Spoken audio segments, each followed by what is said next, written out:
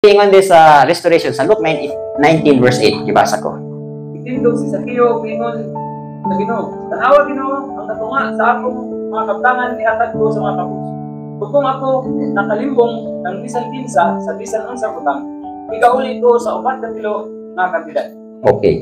Kung makita na to nga ang tinuod yun ng mga anak sa Elohim nga nagtinguha gyud nga mabalik diha sa pagkamatarong ug diha gyud sa insakto nga baruganan sa Elohim. Muuli gyud siya. Oh, for example, kini si Sakeo. Si Sakeo is sa diha nagsangyaw si Rabon Yeshua. Niadto gini siya sa balay ni Sakeo. Kini si Sakeo, he was a chief tax collector and he was rich.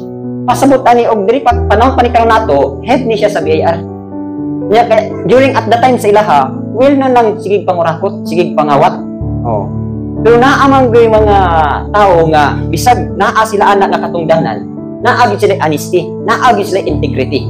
Oh, during sa time ni Rabon Yeshua, giilag gining manguli ka og buhis nga makasasala. Oh, di ba? Mabito tong klaro daghang kinamay man na siya.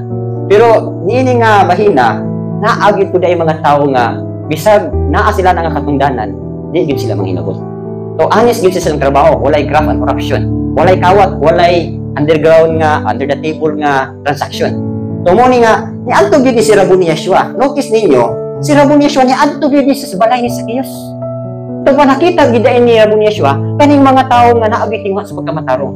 So mo na sa dihang niadto siya sa balay ni Sakeo, o niyo pamanggali siya nga, "O Lord, o agalon, I give half of my goods to the poor. If I have taken anything from anyone by false accusation, I restore fourfold." Tato pa ang tinuod gyud ay nga naay tinguha sa paglakaw sa pagkamatarong o naglakaw sa pagkamatarong kung naa man kay accusation, iya hatong ibalik kaupatan ka balik. Unsa may buot pasabot ning fourfold. For example, giakusahan siya nga naglimbong siya og nangawat siya og butang nato 1,000.